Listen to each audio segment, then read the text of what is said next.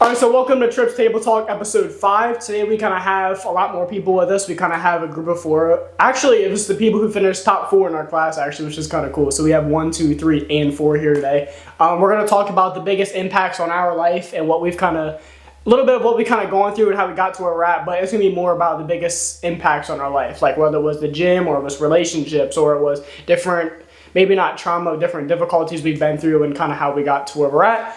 And ask a few different questions, just kind of dive deep into that. So that's what we're going to be doing. So if we can start this way and just introduce ourselves really quick.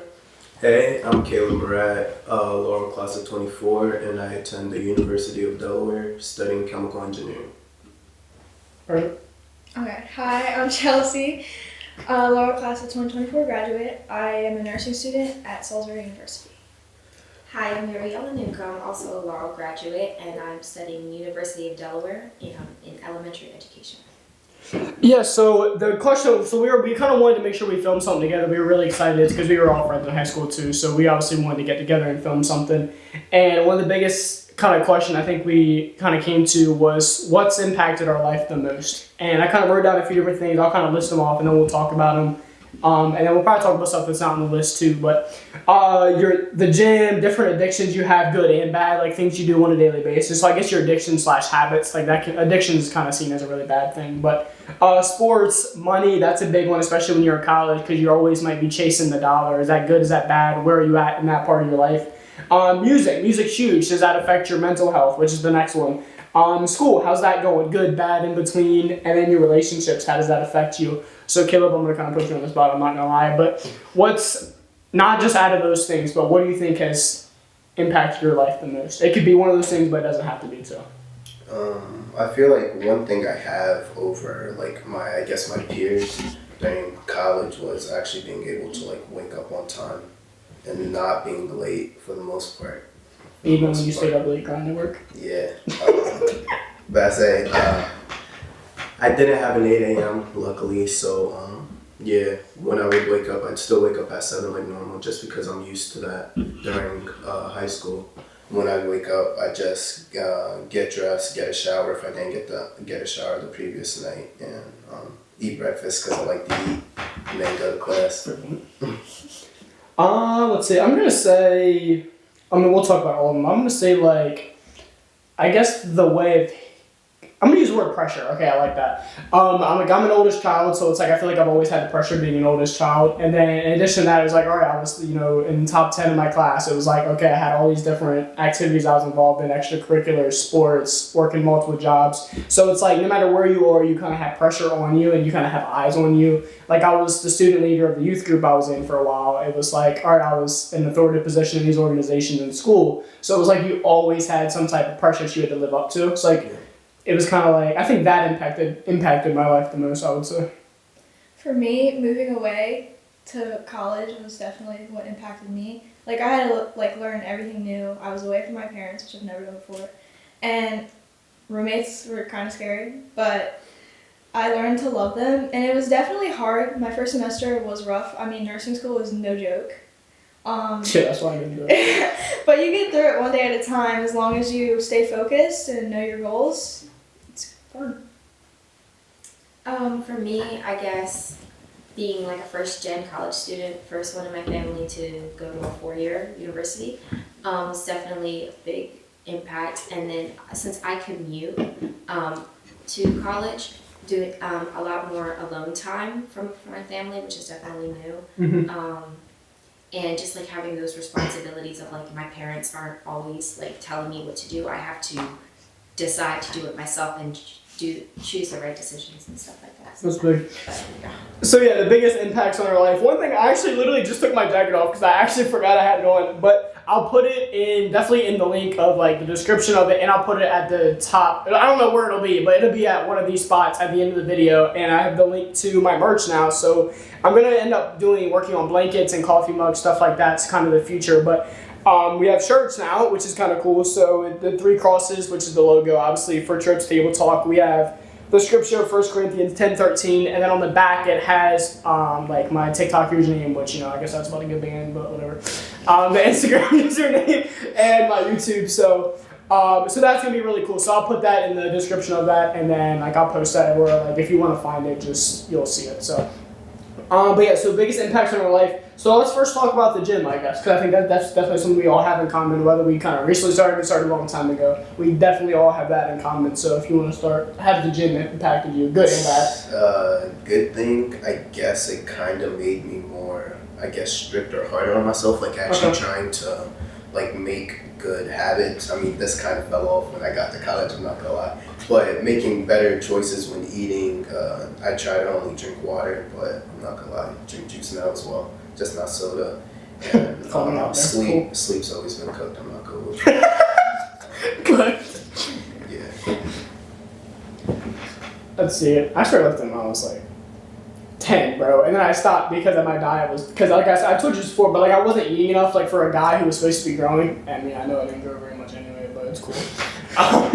So I like wanted to like, so I didn't know what I was doing, so I stopped and picked it back up when I was 12, and I'm 18 now, and I've been consistent through there. So I will say definitely recently, like when I've gotten busier, the love for the gyms kind of went away, which sucks because at one point I would get to wake up and I wouldn't have, like if I didn't have school, it was cool. I get to wake up, I get to lift today, and that's all I had to do. And it was like I poured everything into that, my diet, my sleep.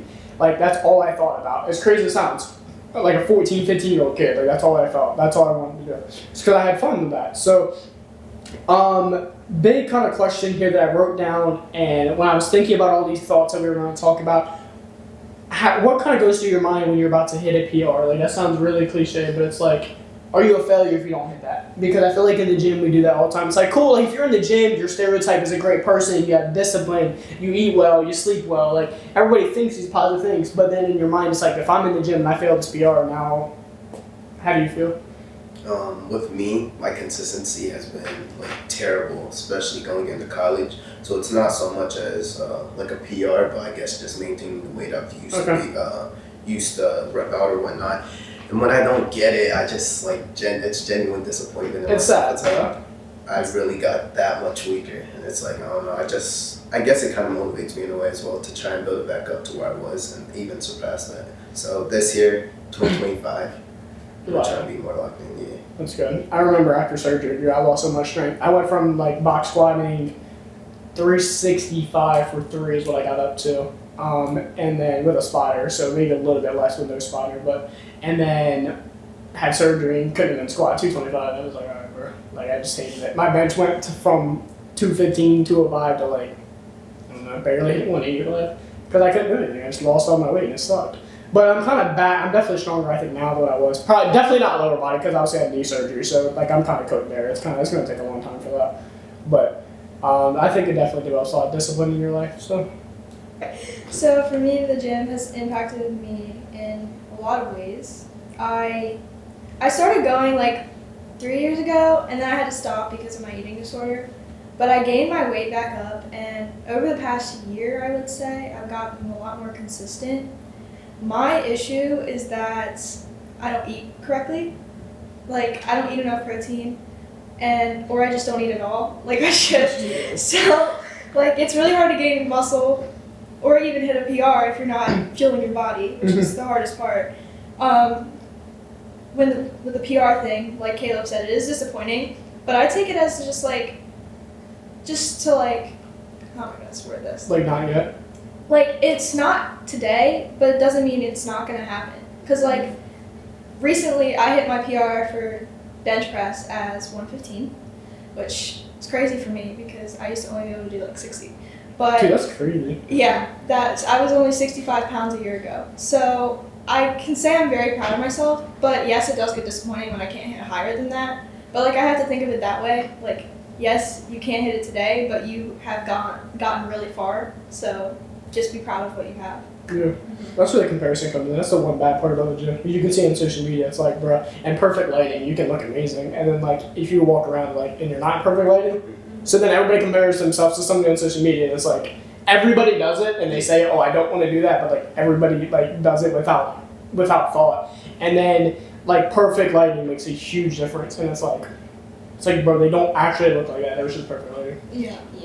Building off of what Chelsea said, definitely the nutrition part and the eating right part is definitely what I mostly struggle with, because I can go to the gym and lift really heavy and enjoy it, but then going home it's like eating enough.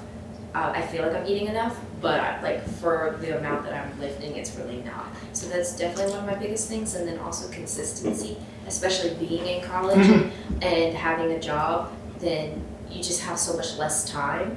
So over time you go less, and then you start to see a decrease in how much you lift, and it definitely does get disappointing. It's not as fun when you get busy anymore. When that's all you had to do, it was so fun. Like I miss those days so much. I would wake up, and me and Chelsea were talking about this earlier. Literally, my family would be sitting there like watching Saturday morning. Like I was like what 15, 14, and my family would be chilling, like watching TV Saturday morning, playing the game. I don't know. My mom's in bed, like, and I was like, I'm up at like I don't know 8 or 9. I'll sleep a little bit, but right around 10, dude, I'm going to the fridge, getting an energy drink, and I'm killing my lift, screaming in my garage. I come back out, they're all like, yo, you good?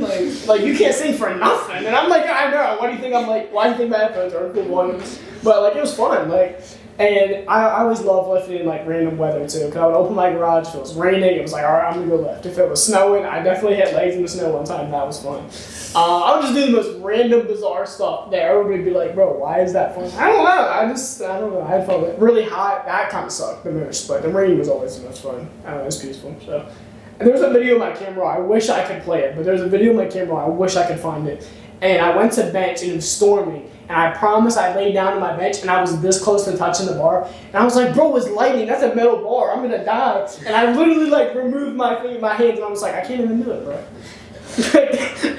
I really wish I could find that. I'm going to have to find it now because, bro, I can picture it. I went there to bench, and I laid there, and I like, went to grab my bench, and then it hit me.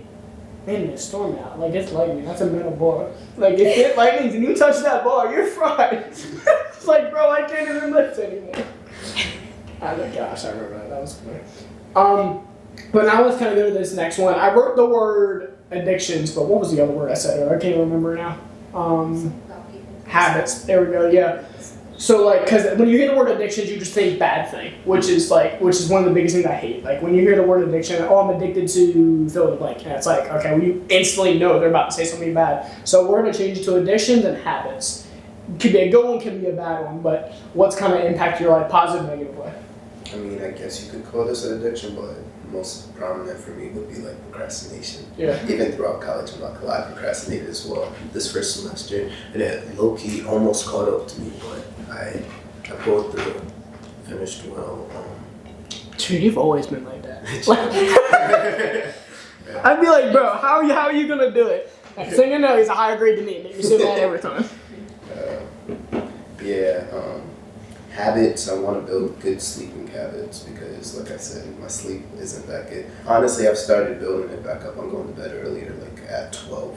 I started fixing that because winter break, dude, I was up on the game till like 1, 2. Dude, I think like one of the first nights of winter break, me and Ryan were playing Fortnite. I looked at my clock and it was like 4 in the morning. I was like, bro, what am I doing? Like, and I was playing great. I was hitting snipes. I was like, I literally, dude, it was like 3 a.m. and I just had sniped 3 people in a row with 3 bullets in a row, and I was like, bro, why am I playing on my line at 3:30 in the morning, bro? I was like, what am I doing?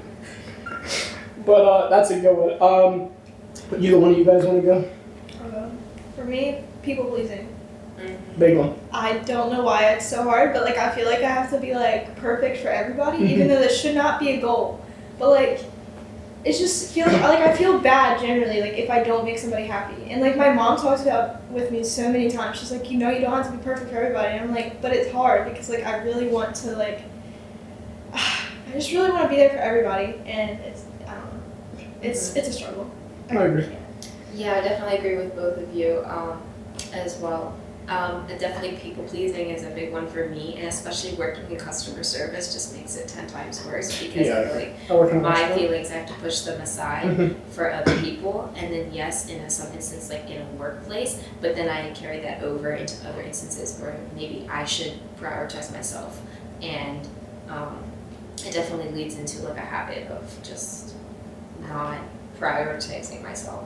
And then another, as far as like addiction, is social media for me, definitely. It's just like I know there's so many other things that I need to do, like schoolwork or sleep, but it's just like I get caught up in the social media and just like it's like a leaving reality kind of. It's just like I get to put reality to the side for a little bit and just be in someone else's reality. And I think I'm definitely working on that. That was worded really well, like really, really well. Because I like the way that you described the people pleasing and you talked about your job and how that affects that. Because I agree, I was going to say the exact same thing. Because I work in a restaurant, so it's like I'm a server, so it's like obviously I have to please the people I'm serving. So it's very easy to take that out and then be like, all right, cool, out in public. It's like, all right, we're not going to please somebody else because I'm a server. You know what I mean? Yeah. And then it's like I'm on social media. It's like, well, cool. If you're on social media, you really have to like you can't like not please people because nobody's going to watch your stuff. You know. And then what you said at the end was really good. Let's see, the next one I have is sports. So you played a little bit in college now, don't you? Yeah, it was just intramural, like pickup games, like every, I think it was Friday. Like they just all, like a bunch of guys would just go out to the field, the big open turf in front of the dorms, the freshman dorms, and we just all play pickup.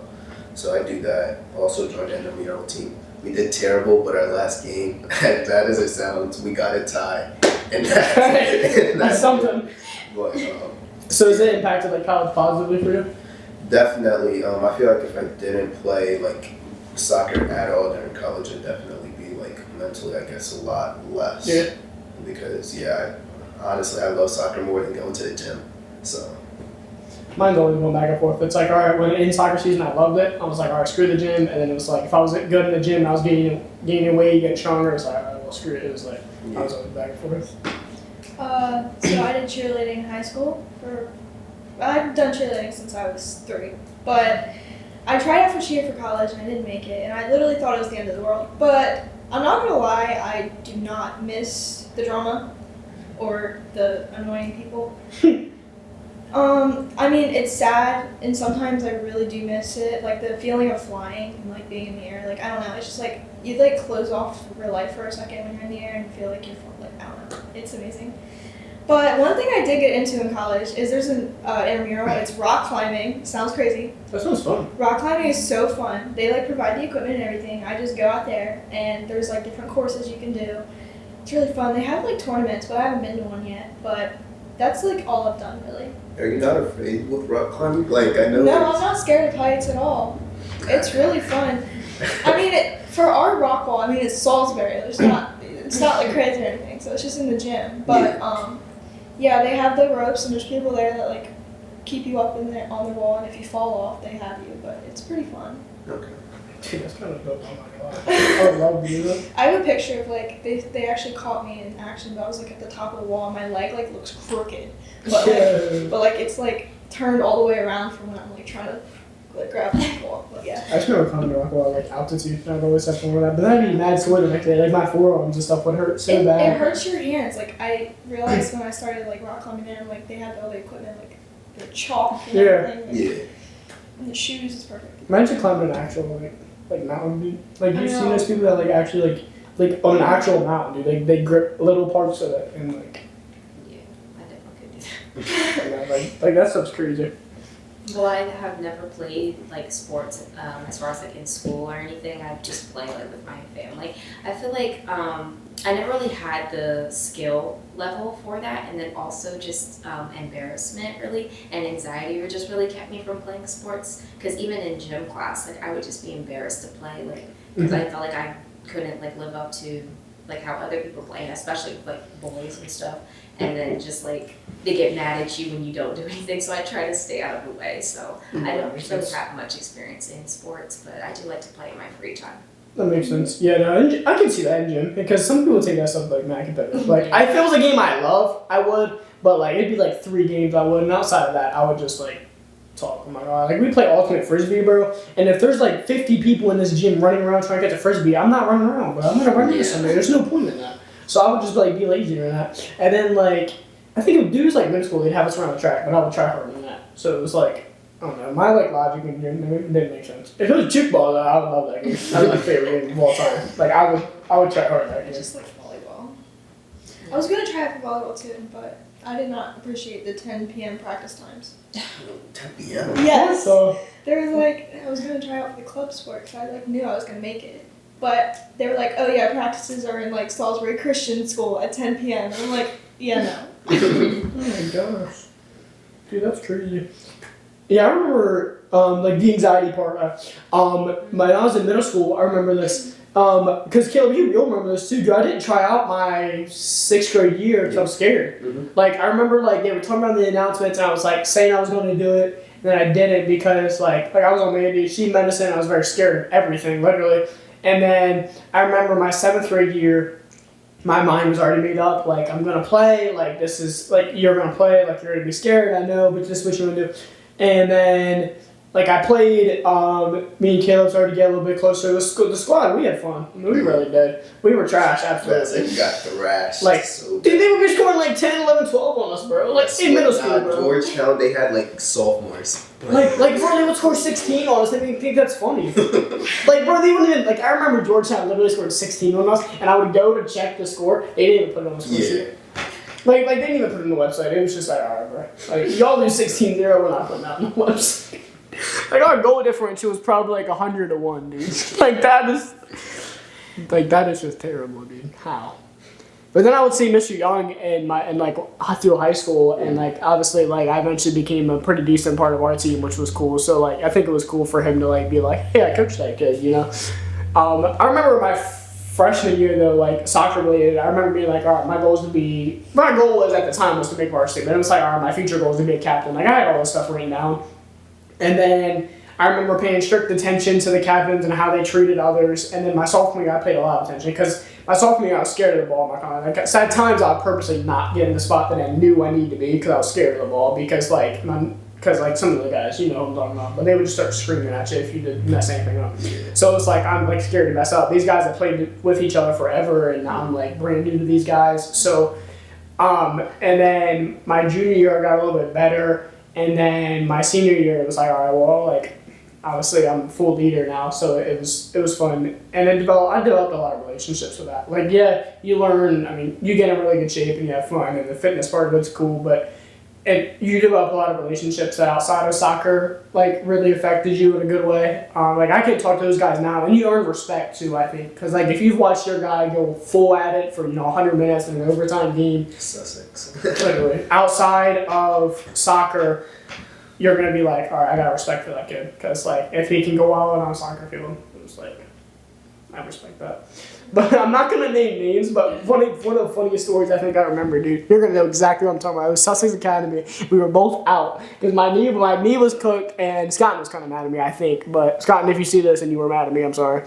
But my knee was fried. Obviously, I ended up having surgery on it, so it was legit.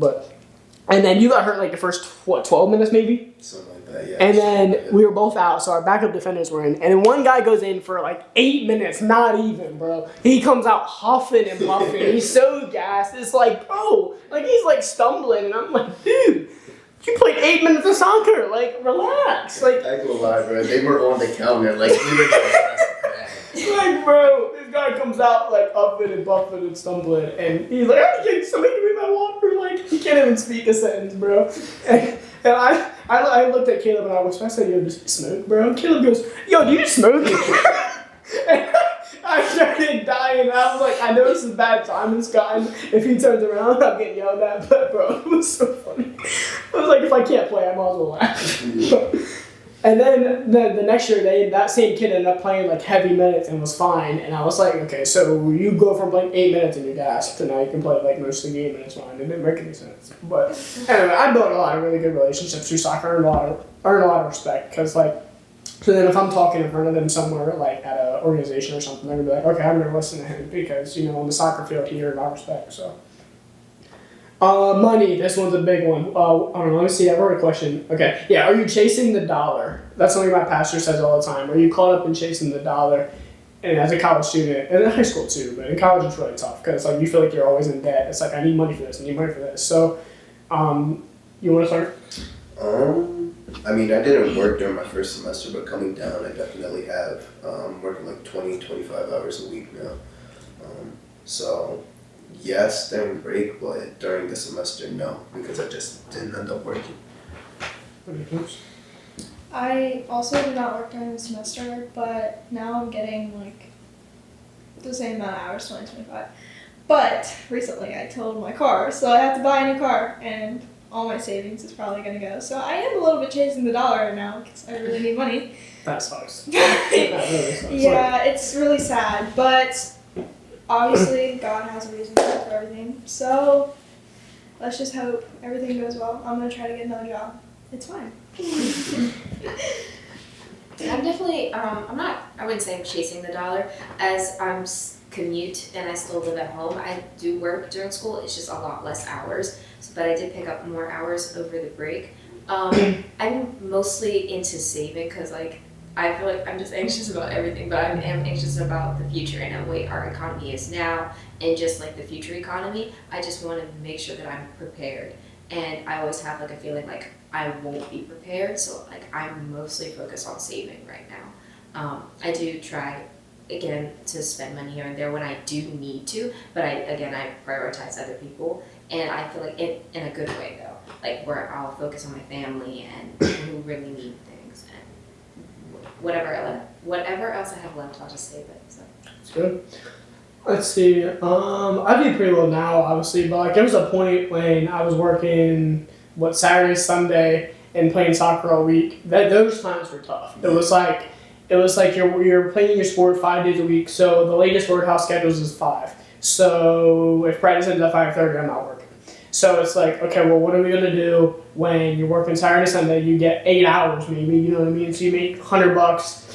The chickens I would do make 100, 120, so I'm making $200 a week, basically is what I was making.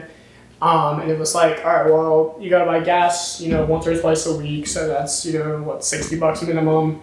If you buy food once or twice, you're at $100, some random expense, So now it's like, all right, I just made $50 to $75 after everything. And that's not even bad budgeting. Now it's like, what you kind of could. At $200, if you save 50 of it, it's like, all right, that's not bad, But I remember, that time just sucked. Because then, when it got to, Christmas, it was like, all right, well, I can't do anything for anybody. And it's like, you're just pulling up your bank account all the time. And it's like, all right, well, now I'm staring at it and I'm sad.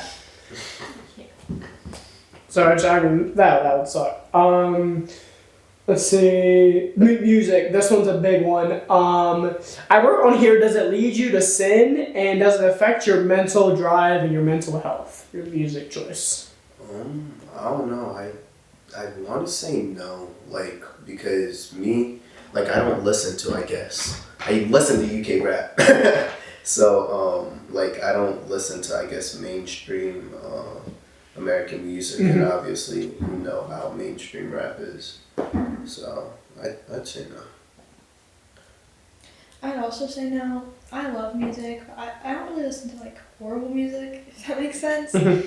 But also, if I don't listen to music, I might go insane. I listen to music probably, literally, I have my AirPods in, I listen all day. It's it may be a problem, but I feel like it also motivates me at the same time, because when I have music in, for some reason, I feel like I can get more done.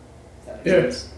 I know in a sense that it doesn't lead me to sin, but definitely in certain areas it definitely can become an idol in a sense, where if I'm listening to too much music, or I'm listening to music at times where I need to be focused on something else, and then it starts to drive in a way that it doesn't need to be. So I have definitely cut out a lot of mainstream worldly music. I try to listen to other alternatives that have lyrics that uplift the spirit, while still having the beat, I guess, Christian rap, Christian R&B, but just small changes have definitely helped, and I guess only using it when I really need it, or just winding down. But if it's a situation where I need to be focused, I'll definitely try to cut it out or choose different versions, ones without lyrics and stuff like that. That makes a lot of sense. Cause I was going to ask, because you just gave me, you kind of answered my own question. Because I grew up listening, if my dad was driving, I grew up listening to a lot of country, new country. I still listen to a lot of it. My mom would listen to strictly Christian. She's kind of been like that for as long as I remember, literally.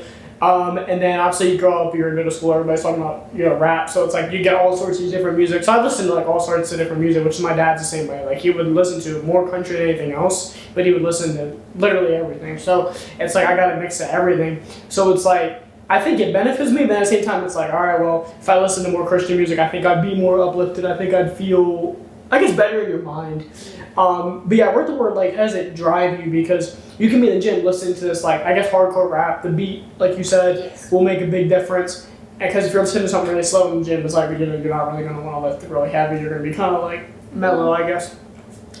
So I could definitely see where it affects you positive and negative. I don't know, I listen to a lot of music too. I feel like I always have someone playing. It helps like my ADHD brain. Like I don't know. It's like there's multiple things going on. That's when I thrive. If there's one thing going on, I have to sit here and like listen to somebody talk in front of me.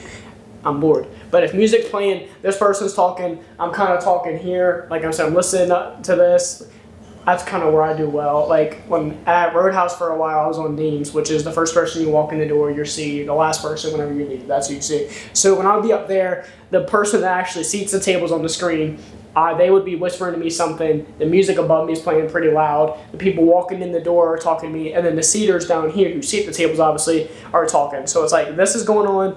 They're whispering in my ear, music's up here, and I'm actually having a conversation with the people in front of me. So all this is going on at the same time, and I like thrived because I don't know, my brain like worked really well that way. So I could definitely I know just kind of went off on a tangent, but I could definitely see where music and all these different things at the same time I feel like benefited me in the way my brain thought. Like one thing at one time, it's almost like it like I don't know, I don't like it. I like when a lot of things going on, bro.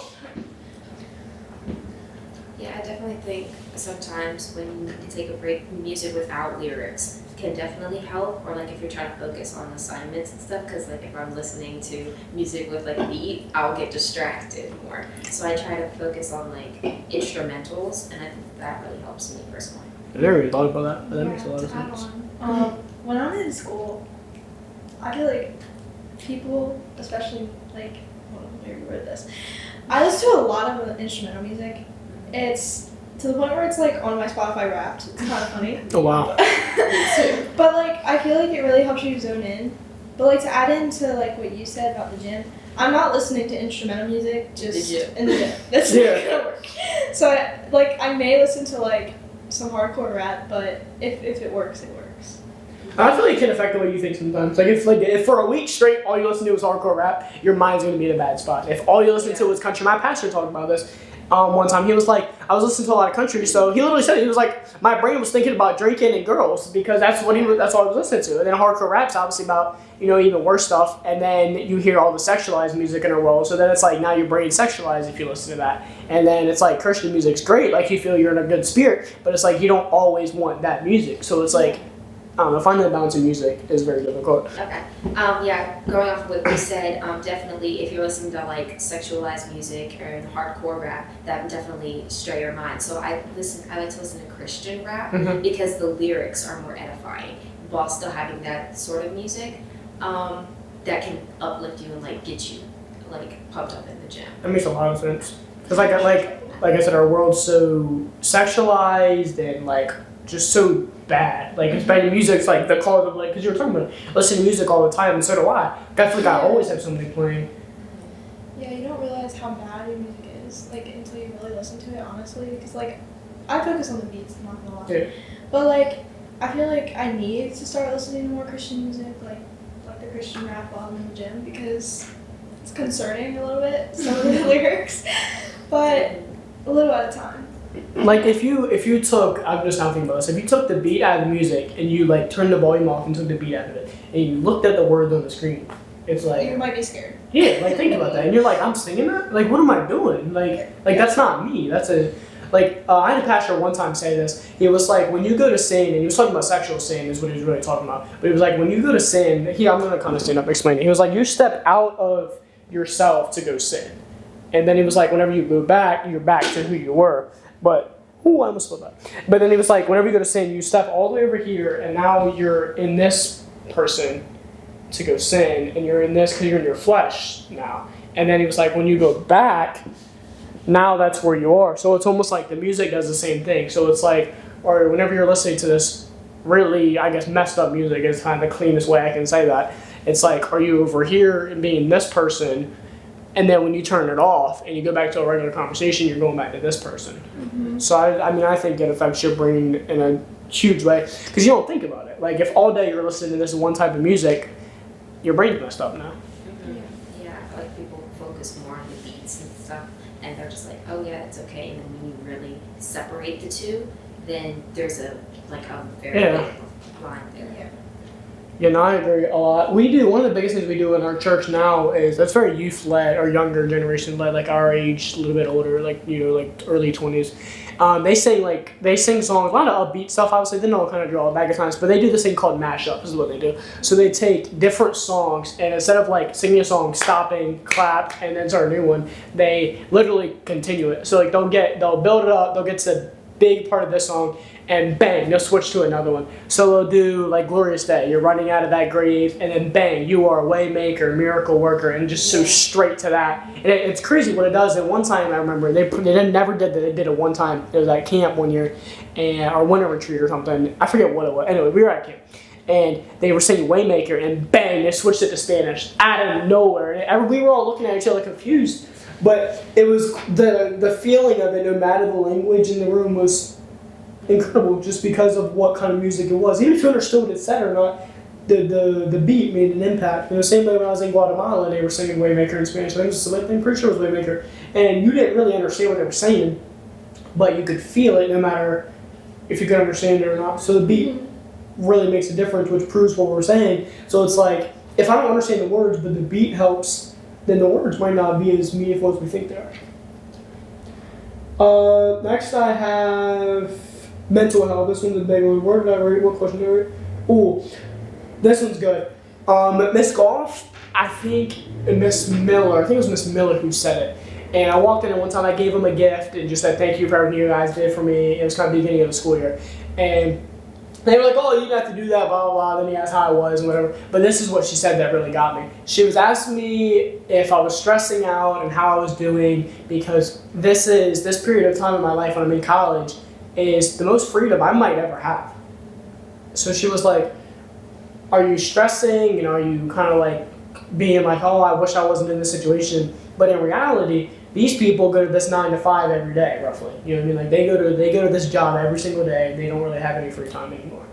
I'm in college, and it's like I have so much free time that I use, obviously. So it's not really free because I use it for stuff. But it's like you have all this time. So do you think you, I guess, taking advantage of that free time, or are you stressing too much whenever you're forgetting that you have a lot of free time, or not? I feel like I guess in a way. I mean, I take advantage, but it's not like I use it well because, like I said, I'm a procrastinator. So I probably just like take like a midday nap or something, and or just be on YouTube or something. Like also with college, like I don't know, like towards the end of the semester, I guess this is stress. But like I normally like say I wake up at 7. I wouldn't eat till my last class ends, which could range from like 2 o'clock to like 4 o'clock. So that's when I would get my first meal, which isn't ideal because I literally get so hungry, my hands start shaking. But That's crazy. But yeah, when she said that, it was like, this is the most freedom you could ever have. And I was like, that's kind of true, because these people literally work, like I said, they work this quote-unquote 9 to 5. School's a little different, but same thing. They work 8 hours a day and don't have a choice in it. Like, they have to get up and go. There's nothing else they can do. So it's like, you guys think like you're spending more time stressing when you literally have more freedom than you ever had right now? You want to go? I can. I think yes. At times, I definitely do stress more at times, and then I feel like that stress carries over, and I waste my free time stressing when I could be doing something important or something that is meaningful. But instead, I stress, and I stress to the point where I don't do anything, and then that leads on to procrastination, where I'm not getting things done, and then they're all crammed up at the end, and then that causes more stress. So it's more like a loop. For me, definitely. So I think definitely time management is what I do need to work on. But for me, yes, I have free time, but I've always been really good with free time. I mean, everybody can probably say that I've been like that my whole life, but I never usually procrastinate. I'm still not really a procrastinator, but my free time I did have in school, I studied the whole time, literally. I would study 12 hours a day. Yeah. I'm a nursing student, okay? Anatomy's hard. I see why you were number 1. But, like, if I had free time and I wasn't studying, I was usually hanging out with my roommates. Like, I feel like I didn't use it in a bad way. I used my time pretty well. And now that I'm home, I do have more free time and I don't know what to do with myself because I'm used to studying 12 hours a day. So like I'll go to the gym, I'll hang out with my boyfriend, but usually I'm bored in my room scrolling through TikTok, which I need to do better with that. It's fun to get me into workout.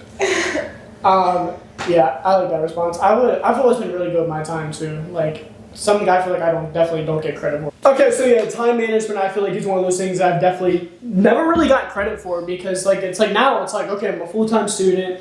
I work 2 jobs. I work the chicken houses, serving at work houses, spend 4 days a week. I go to the gym like 4 days a week.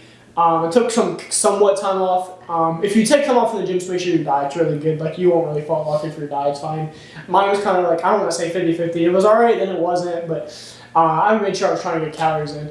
And then the social media stuff, so anything video related or social media related, and then starting the business part of what I'm doing. So like my brand, so it's like the shirts and then going to work on the blankets or the mugs or whatever I end up doing, a hat, whatever I end up doing.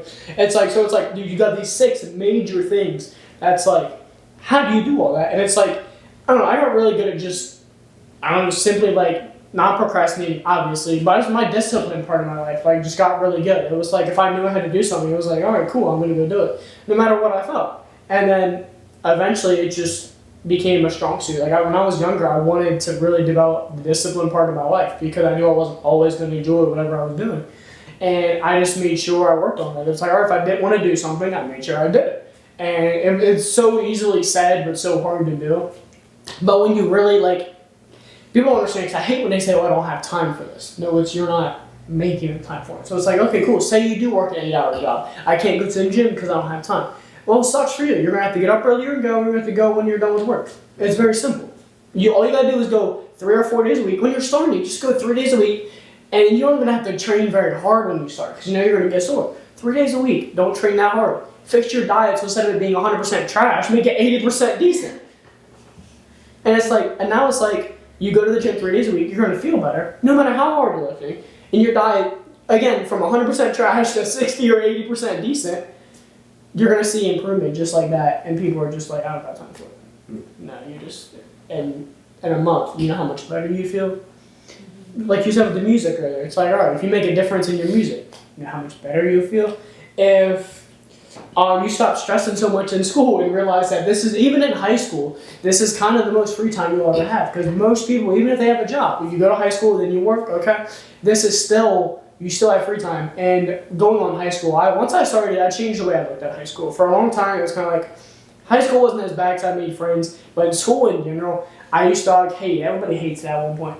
And then I changed the whole mindset completely. I'm so happy I did this. I went from using it to like, I have to go and I have to be there, to using it to develop my social skills. And as soon as I made that change, everything flipped. Because I made friends, it was fun. I didn't have to wake up and say, I have to go to school. It was like, no, I get to go to school because now I get to work on my social skills because now I'm using it in front of a camera. So it's like this change of perspective changed everything for me. So relationships, this last one I have on here, and then we'll just kind of go back over and kind of say, I don't know where we'll go after this, but is your joy and happiness based on your relationships in your life? Anybody can start. I don't know. I guess it depends on who you are in terms, like, in relations to me, like, how close you are or whatnot, because, I don't know, I just don't allow a lot of people in my close circle, so there's not that, I guess, that much variance in how I feel based on my relationships, because for the most part, I try to keep my relationships good. Well, I know not all the times it's good, but for the most part it's good, and I just try. I don't know. I have a bad habit of like blocking stuff out as well, so I don't know. I try to just stay at a constant state. Yeah. Well, bro, people that like are beefing with somebody, especially in high school, beefing with somebody and then like are in a bad mood because of, what are you doing, bro? You are giving them so, it bugs me. Like, because people do the same thing when I work with them. Like, a customer comes in, they're rude to you, right? Cool, so be it. They left the restaurant, they left the store, and you're still like fed up. Like, you're still letting them ruin the rest of your shift. You can go to work, be happy, and have a great time, and make friends, or you can let this one person ruin it. So you're still at work when they're out living their life. You're still at work, and now you're mad. It's like, what are you doing? It's like at high school. It's like you're in school. You have this opportunity to make all these friends. And friendships are handed to you in high school. and you're still stuck on this one beef that you got with one person. It doesn't make any sense to me because like you're mad and giving them that power to just ruin everything for you just because you're mad at them for what, I don't know, stealing a girl? I don't know. It's like so stupid, bro. I don't know. When people, I guess, like understand that the best thing you could do is probably move on, I feel like their life just drastically improves. I saw a TikTok the other day, and it was about this theory called the let them theory. You might have heard about it. And it was like, they hurt you, let them. They want to be out of your life, let them. They don't invite you to that party they get together, let them. It's very simple. It's like, whatever they do, just let them do it. So instead of, like, I'm not saying don't fight for everything in your life if you really want it. But I'm saying, if they're going to, like, screw you over in that way, they don't really want you in your life anyway. So it's like, why would you go out of your way to, like, continue knocking on this door that's already been, there's no point. It's wasted time. So again, is your joy and happiness based on your relationships? I don't let things affect me too much. Like Caleb said, I keep my circle pretty small, and I'm really independent. And if you think you're gonna make me mad about something, or like, no, I'm not gonna let it affect me because I'm trying to have a good day, and I don't want you making me feel a certain way just because you want to be my friend or something. Like, no. That makes any sense. No, I agree. 100%. Yeah, definitely protecting your peace is important. I also keep my circle small. I definitely think protecting your peace is important. I try to keep my circle small as well. Sometimes my happiness can be dependent on others, but I've definitely worked on that to realize that not everybody is going to be your best friend, and not everybody is going to like what you do, and saying that you're not going to like what they do. So it's just really about definitely knowing when it's time to like say it's time to stop, it's time to let go of that grudge and just protect your own peace. And definitely if it is a relationship that you want to keep, something you want to fight for, communication is definitely the biggest thing, and I definitely struggle with that as well. In intimate relationships and friendships, communication, because if you have a problem with someone and they don't know that, how can that problem And you're mad, really and they don't know. resolved? Like, it's a two-way street, and you both have to work on it together rather than holding grudges and being separate. I agree. I think something you said earlier, which was really big, it was like, some relationships are worth fighting for and some aren't. And sometimes it's like, man, I don't know if it's worth fighting for, but I'm going to give it a shot, right?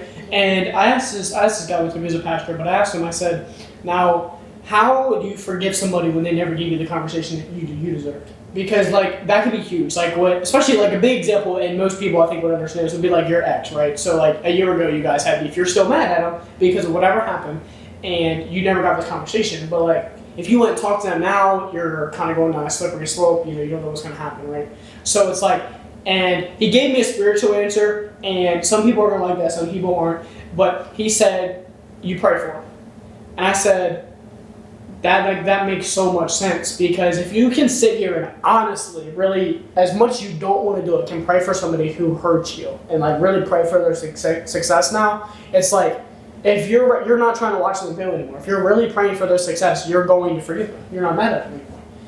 And when he said that, it changed the way I thought, because I was always like struggling with this thought. I was like, how, if I don't get this conversation, like, if this person screwed me over in this way, and I don't really get mad. Like, it really takes a lot for me to really even get mine really upset. I'm not gonna lie. I just kind of go and do my thing. Like, I got stuff to do. I'm not worried about somebody beefing with me. And it's like, but when he said that, he was like, you pray for them, and you really, honestly, earnestly pray for them. And I was like, okay, that's good, because now you're rooting for their success rather than their failure. It makes a big difference. I definitely think it's easier said than done, 100%. obviously, to forgive someone when they didn't like give you the apology that you deserve. It's so hard. Yeah, but when you look at it from like a spiritual standpoint, if you are a Christian, you can't get into heaven without forgiveness. And in the Bible, God forgave us even when we didn't deserve it. So I try to look at it in that viewpoint as like, I know they didn't deserve it, but I'm going to protect my peace and forgive them, not for them, but for me. It's so hard to do that. Yeah. Something I was thinking about the other day, I was reading, I was in Mark, but where are the thorns in your life? Because it was a scripture and it was talking about thorns. They weren't even talking about like that, but this is the question I got for us. Like, where are the thorns in your life? And I wrote, because I do this thing all the time. Like I write something, I write a question, and I'll speak to the camera and I'll say it. But to be honest, I don't ever really dig into it in my life, and that's where I'm going to start to really grow. I think if, instead of just asking this question, answering it myself on paper, and not answering it like the cliche, basic answer that I want to write, but what's the real answer? So it's like where are thorns in your life, and it's easy to write. I didn't write any names yet, but so I wrote people, right? So it's like okay, everybody can say that, but like thorns, so they're kind of slowly stabbing you, they're slowly hurting you. It's not like you know it's killing you, but it's slowly going to hurt you, which is what's beautiful about this analogy. So it's like who in your life is really kind of giving this effect to you, and do you have the willpower and ability to just say, you know what, that relationship's not worth fighting anymore? And once you like learn that, once you learn the self-respect for that, I think you become so much like higher of a person for you to just say, you know what, I don't need that anymore. Yeah. And it's so much easier to live without that. You protect your peace is what you're saying. So do you have any, you can answer this, do you have any thorns you think that are in your life? You don't want to have to name drop, but is there anything in your life that you think, it can be people too? With that, I guess, I could just say myself, if that makes any sense. Because, I don't know, one thing I definitely want to build on is my discipline for sure. And it's like when I'm not, like I'm going multiple days not doing what I know what I need to do or want to do, like if I have a goal and I'm not actively working towards it, and I don't end up reaching that goal when the time comes, who else can I be mad at but myself because I'm not the one who decided to put the work in each and every single day until that deadline comes or whatever. So I just need to just get up and do it, which I've started doing that these past couple of weeks, and it's definitely made a change. I'm going to say self-forgiveness for whatever mistake it is, because I got so good at planning what I'm going to do, making sure I do it. Everything kind of typically goes how I knew it was going to go, how I visualized it. I'm actually, I don't make mistakes because everybody do, but I pay a lot of attention to what I do. So it's like, all right, everything went exactly the time frame how it was supposed to go, everything went, I got everything done. But then it's like when I do make a mistake, whether it's in my spiritual life where I feel like I fell into a sin, or it's where I screwed somebody over and I probably shouldn't have. And it's like, how do I, so when I put so much intention on what I do and how I plan everything out, and I'm really obsessed with always being better. Like that's kind of how I got in my life now. And I always got, biggest thing I did was take action in my life. Like I say that all the time, but once I started taking action, everything changed. Like I really started the social media stuff. I really started creating a shirt. Like I took action and now I'm where I really want to be.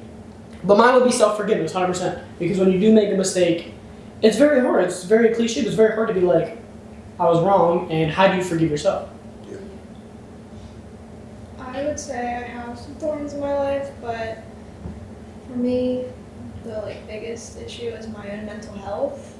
I blame myself for every little thing, and I know it's horrible, but I really don't know. Like I'm trying to be better with myself, and my anxiety's been bad a lot lately. I'm just taking it a step at a time. Talking it out helps. I've been talking to my mom a lot. She's been helping me a lot. That's good. Yeah. But we all get through it. It's just slow. Yeah. Definitely agree with all of you, as in myself and things I need to work on, self-forgiveness and my mental health. I feel like I'm blocking myself from achieving what I want to and what I know in my heart that I can do. It's just I'm putting those pressures on myself, and I'm putting those stopping points on myself because I can do it, but I'm my brain's convincing me that I can't. So I am definitely a thorn in that sense where I'm blocking myself. Which is a good and a bad thing. Bad thing because obviously you're blocking yourself from where you want to be. So we talked about this person earlier. So it's if you want to get all that, I spoke about this in a men's breakfast one time. It was really great. The way that God moved through it was amazing. And I walked the whole time and I talked about, you want to be over here, but you're still looking back. So it's you can't look back this way if you want to be over there.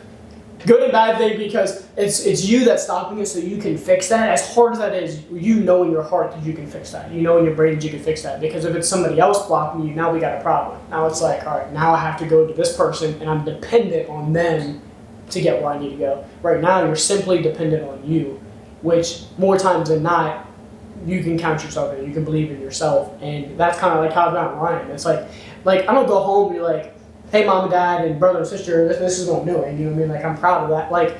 No offense to them, they're not going to be they're extremely happy and proud about my success when they go work, they go to high school every day, or they go into their job every day that they probably don't love. And it's like, and I'm doing what I love, like, yeah, that's good for me, cool, but they're not going to be like so happy and ecstatic for that. So it's like, I'm really careful about what I go home and share, because it's like, if I got all these great things for me and I'm excited about it, and they just go, cool, whatever, Yeah. yeah, they just killed my excitement. So it's like I'll call Caleb's probably my biggest one. I'll call anything, even if he doesn't pick up, I'll send a voice message and I'll just do it in the moment. I'll be like, yo, this is like, I'll be really excited about this. Like literally the shirts a couple weeks ago. Not even a month ago, dude. I called you, said, bro, and it was funny. It was like, I'm not a coffee drinker at all, but it was like the third time I think I ever drank coffee. I remember this so vividly. Like, yeah, literally, I've always been energy drinks. And I was like, I was on 4 hours of sleep this time because we were out playing poker all night, bro. And I was on 4 hours of sleep and I needed something. I had some type of caffeine earlier and I was like, I need something else before I go to work because a Friday night or Saturday night at work. Saturday night probably. So we're going to be really busy. And as a server, there's so much you have to do. You have to be on point about every detail. You can't miss one detail or you're getting yelled at. So I remember I had this coffee and it worked that night. My warehouse shift was amazing. But then this other, it's probably like a third time having it. And I was driving my car and I forget where I was going or what I was doing, but I was being a very productive day. And boom, this thought hit me and it was like, you're already expanding, like you're doing more things, you're focusing more on the gym content, which we're gonna see more of very soon. And it's like, you want to be in the business area of your life. Like I'm studying marketing for a reason. And if I can market my own brand, why would I not? I would 100% rather market my brand than somebody else's and make this salary when I could be the one to pay people to work for me. You know what I mean? So it's like, bro, make merch. Like it's so simple. So it's like, all right, cool. So this is one of the biggest things I think I've gotten good at. I've said this so many times, but I'm really good at knowing who can help me go into it.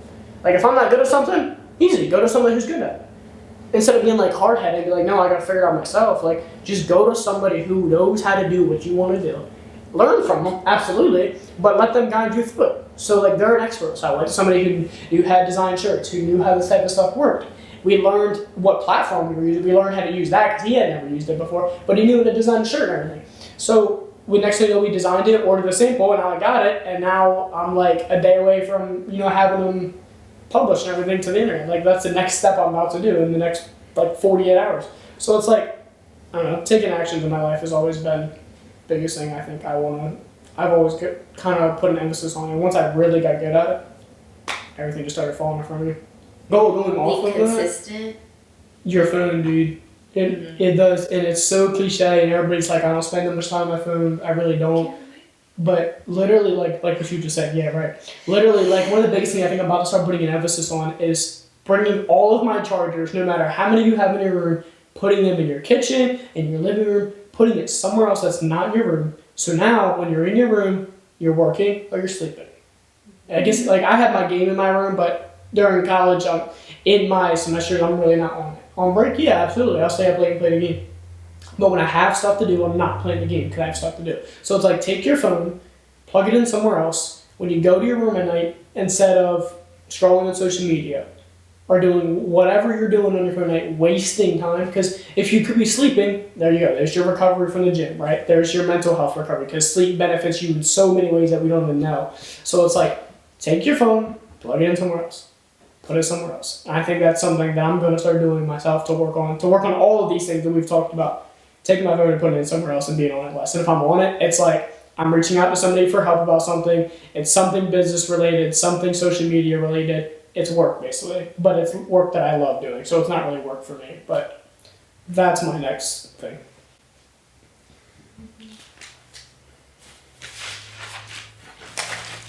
So what would be your next thing? You kind of talked about it. What would be your next thing? Wrapping this all up, what would be your next thing that you're going to focus on? Discipline, honestly. Just doing stuff, even when I don't want to do it. I used to watch this one YouTuber all the time. It's like, he always said this quote at the end of his videos. He's like, do the hard work even when you don't feel like it. And honestly, that'll just benefit me in every way because, I'm just not lying around doing nothing, and I'm actually working towards something where I'll see an end product being on YouTube isn't an end product, because that's just something that'll be constant. Like the videos won't go away, they won't get deleted. Like it'll always be there, but the time that I'm wasting being on YouTube or whatever I'm doing, that's gonna be gone forever. Like I'm not ever gonna get younger. Do you know what you really want to do with your life yet? I say chemical engineering, but honestly, I don't even know if I love it. See, I like that answer because most people be like, "Yeah, I'm studying chemical engineering. That's what I want to do." It's the same with asking somebody how they are. Good, how are you? Okay, tell me actually how you are. Yeah. So tell me, like, that's the first podcast I ever did. That was the focus. When somebody asks you, "What do you want to do with your life?" in high school, when a teacher says, "What do you want to do?" I want to be a police officer. Okay. If somebody told you you couldn't fail, what do you really want to do? If somebody told you whatever you say right now you're going to do, you're going to be successful, what would you say? Think about it. Soccer. Bakery. Yeah. I would still be nursing, I'm not gonna lie. Which is amazing that you're doing that because 95+% of the world, if they answer that question honestly, more than 95% are not doing what they actually I want to do. mean, if it wouldn't be nursing, it would be a doctor. Yeah, so a similar feeling, you're doing what you actually want to do, which is A amazing. doctor is 10 times harder of a degree. If True. I don't have to fail, and I can make that much money, and I can save lives, I would do it. This is a great heart to have. Yeah. I would say maybe baking because I don't do it as much anymore, but I used to love to do it as a kid and with my mom. And so, like opening a bakery or something like that. That would be cool. Yeah, that would be really nice. To bounce off of that, I don't know if y'all know, but I still have my own baking business. I really need to pick that back up because since I went to school, I've been slacking because it's really hard to like. The balance. Yeah, it's hard to balance because with baking, I'm in the kitchen 12 hours a day, 4 days straight. So it's a lot. But I really want to get that back on track and hopefully get more orders because that would be great. Hey, I'm in marketing, so maybe I can help you out. Anything else you guys want to add on before we kind of call it? I feel like definitely working on procrastination Okay. and focusing more on the discipline rather than the motivation to do things. Truth. It's in school, in the gym, at work, in anything.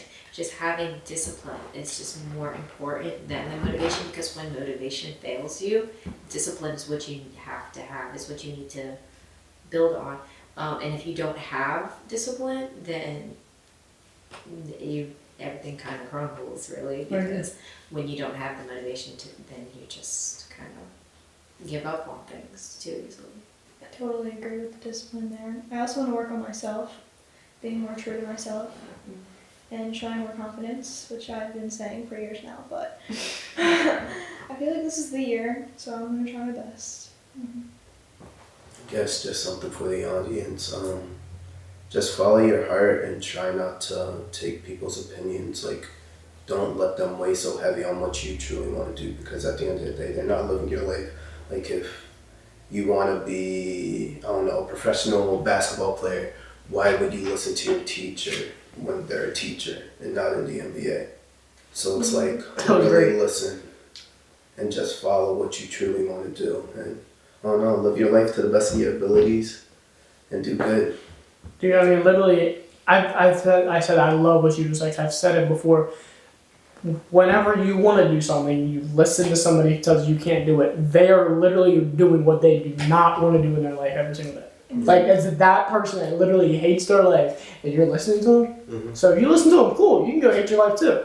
I'm not like that. I'm not going to do that. It almost feels like they're only saying that just because you have the time to do it. Like, Yeah, absolutely. We're just young. Like, we're not in our 20s, 30s, Yeah. 40s yet. So we have, like, damn near all the time in the world to actually do what we want to do. So, yeah. They Yes. want you to do what they couldn't do. That's pretty much what that In a is. sense, we do have like all the time in the world, but at the same time, we don't because really we don't know when our last day is. Truth. So definitely keeping that in mind.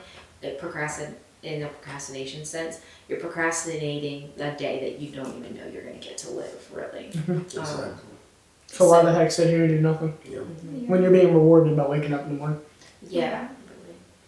Well, yeah, I would say we can all hold each other to what we just said. And then whether we end up doing the second part of this, like after the semester or not, or we just kind of, catch up off camera. But I think we can definitely hold each other to it. Nothing else? No, Well, thank you so much for watching, guys. I'm going to put the link to the shirt. I'm going to remember to do this. I'm going to put it up there, I think. It'll be on one of the sides. I don't know. But it'll be up here or up there. I'll probably put it up there. I'll be mad that I just said everything I just said. But anyway, the link to the shirt will be above me somewhere. And then the link to probably my last video or something like that will be up there. But yeah, thank you so much for watching. And we'll see you next time.